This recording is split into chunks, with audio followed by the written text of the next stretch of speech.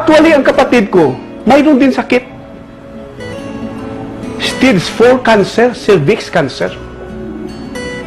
Na-admit dito sa Sanitarium Hospital. Manila Sanitarium. At saka nung na-admit siya, gumaganon lang sa tiyan niya. Bakit? Hindi mawawala-wala ang sakit dito. Nung hindi mawawala ang sakit dito, kahit anong pain reliever, okay, medyo magkaroon konti ng alivyo, mamamaya sa sakit ulit. Ganun araw-araw, naawa ako sa kapatid ko. Nagkataon, dumating ang isang miyembro ng Global na may dalang-dala na alay. Si Mr. Ramon Alboro. Nung nakita niya ang kalagayan ng kapatid ko, sabi niya, subukan mo lang. Testing mo. Nung nabigyan ang kapatid ko, hindi ka paniwala ang nangyayari. Wala pa 2 oras, natanggal ng sakit. Nawala.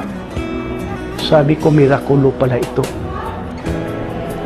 Kaya nung nagkausap kami ni Mr. Ramon Alboro, hindi niya alam ako pala may sakit din. Natudai ko ako at na-diagnose ako na mayroon ako pala heart enlargement. Ang doktor ko nagsabi sa akin, sabi niya, mag-prepare ka ng 800,000 bypass operation. Bakit, Dok? Sabi ko, 35% ang puso mo gumagana. Sabi ko, na pagkalaking halaga ito, pinag-isip-isipan ko. Saan ako kukuha ng 800,000? Sabi ko, Brad, sabi ko, okay, itisting ko din ito.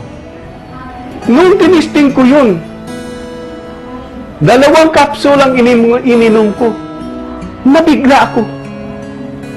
Kung bakit yung paa ko, na nanamaga, na hindi makakalakad, bigla lang nawala ng sakit. Sabi ko, nakagalaw pala itong paa ko. Gumaling na ako.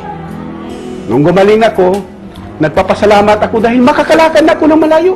Hindi na ako hiningal.